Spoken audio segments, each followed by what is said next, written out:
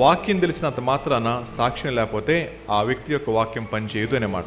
ఈ దినాల్లో చాలా చోట్ల వాక్యం బాగుంది, బాగా చెప్తారు. ఎందుకండి అంటే కాసేపు యూట్యూబ్ ముందు కూర్చున్నారు అనుకోండి, మీరందరూ సేవకులు అయిపోతారు. అవుతారా అవరా? ఒక గంట సేపు మీరు యూట్యూబ్ ముందు కూర్చున్నారు అనుకోండి, మేము ఎందుకు పనికొస్తాం చెప్పండి? పనికొస్తామా? ఏం పనికిరాం కదా. సో టెక్నాలజీ వృద్ధిలోకి వచ్చిన తర్వాత మోకాళ్ళ మీద వాక్యం చదివేవాళ్ళు లేరు, మోకాళ్ళ మీద వాక్యం ధ్యానించేవారు లేరు.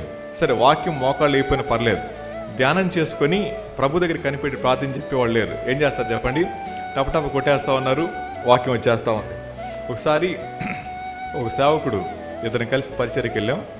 ఆయన అన్న ఏం చెప్తున్నారు అన్నాడు. సార్ నేనేదో చెప్తున్నానని చెప్పి చూసుకుని రాసుకుంటా ఉన్నా. ఇదిగో నా బైబిల్ ఇలా ఉంటుంది, ఇదిగో నా బైబిల్, రైట్, నా బైబిల్ అంతా గీతలు ఉంటాయి, రాసుకుంటా ఉన్నా. ఆ అబ్బాయి చక్కగా ట్యాబ్ పెట్టుకున్నాడు, సెల్ ఫోన్ పెట్టుకుని కూర్చున్నాడు. తమ్ముడు ఏం చెప్తున్నావు అన్నాను. ఏముందన్నా? చాట్ జీపీటీ అన్నాడు. చాట్ జీపీటీ అన్నాడు. పిల్లలకి అర్థమవుతుంది. అదేంటి తమ్ముడు అన్నాను. ఏముందన్నా, మన మనసులో టాపిక్ వచ్చింది అనుకోండి, కొడితే అదే మెసేజ్ చేస్తుంది, చదివేసి వస్తే అయిపోతుంది. మరి ఎంత ఈజీనా? అర్థమవుతుంది మాట. ఇప్పుడు ఆయన ప్రసంగం చేస్తారు, మా వెనకాల మనం కూడా మాట్లాడాలా? ఎలా ఉంటుంది చెప్పండి ఇప్పుడు?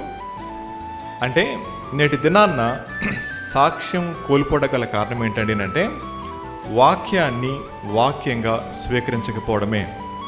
రెండోది, వాక్యమయున్న దేవుడు అన్న విషయాన్ని మనం మర్చిపోవడమే అనే మాట.